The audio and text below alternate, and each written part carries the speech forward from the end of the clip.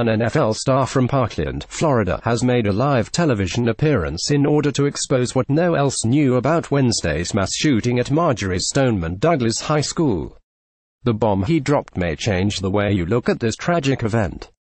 On Wednesday afternoon, 19-year-old Nicholas Cruz entered Marjorie Stoneman Douglas High School in Parkland, Florida, and began firing an AR-15 rifle. As of Thursday morning, 17 people were dead and many more were injured. It marked the 25th most fatal shooting at a U.S. elementary, middle, or high school since, and including, the 1999 Columbine High School massacre in which 15 people were dead.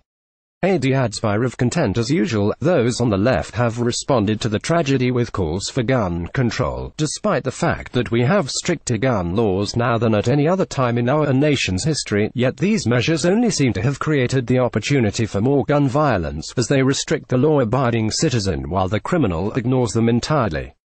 There are a few people, though, who have given this issue the deeper reflection it is due, and they have come to the conclusion that firearms aren't actually the problem.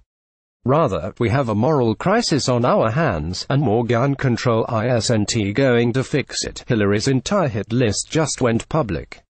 You'll never guess who's won Health Sciences Institute Ads by of content. Find out more. Greater than 23,305 Thursday on Fox Business Mornings with Maria. Jack Brewer, an ex-NFL star and current member of the Parkland community, revealed the real reason violence is unfolding at American schools at such an alarming rate. These kids need prayer, and these kids need a new foundation besides social media, besides the music that they listen to that's polluting their minds, he said. These were not issues when I grew up 20 years ago, added Brewer, whose children also attend school in the Parkland community, according to Yahoo Finance. He thinks kids should return to spending the childhood the way he and others did in generations past, by putting down the electronic devices and going outside. Ads by of content. Here's what new dental implants should cost you in Rochester. Don't overpay. Save on dental implant ads. Ex-Obama wants this video erased from the internet. Watch before that happens. Health tactics. Ex-World War II discovery kept secret for over 70 years. This will make you furious. Natural health response. Jack Brewer also pointed out what would seem like a logical step in the right direction when it comes to protecting children while they're at school. How much would it really cost to have armed security, he said. We got military retirees that need jobs and need things to do. How hard will it really be for us to protect our kids in our schools? Of course, the anti-gun nuts would never go for this. They'd rather kids be sitting ducks just so they can have their coveted gun-free zones. Brewer makes another excellent point in the video above, namely, that the shooting at Marjorie Stoneman Douglas High School transpired in one of the safest areas of Broward County. There simply aren't areas which are immune to this type of violence.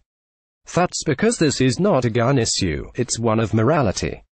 We're living in a time when children practice drills aimed at preparing them for a tragic event like a mass shooting, but when prayer is basically outlawed in schools, and we're surprised that evil has flourished. Brewer is right, childhood just isn't what it used to be. But that's because people do not parent the way that they're used to.